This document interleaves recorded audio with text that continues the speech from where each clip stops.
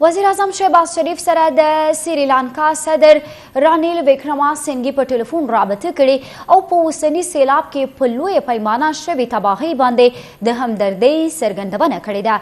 وزیر اعظم د سریلانکا صدر د پاکستان کې سیلابونو او بارانونو له وجې نقصاناتو نه خبر کړو.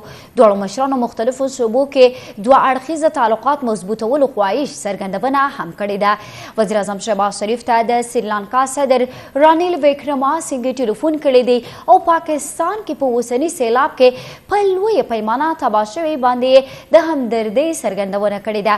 وزیر اعظم شهباز شریف د سیلاب متاثرینو سره اظهار یکجهتۍ باندې د سریلانکا صدر شکریه ادا کړې او سریلانکا صدر یې د پاکستان کې سیلابونو او بارانونو له وجې د نقصاناتو نه خبر کړی دی. دواړو مشرانو مختلفو شعبو کې دوه اړخیزه تعلقات مضبوطولو خواهش هم څرګند کړی دی.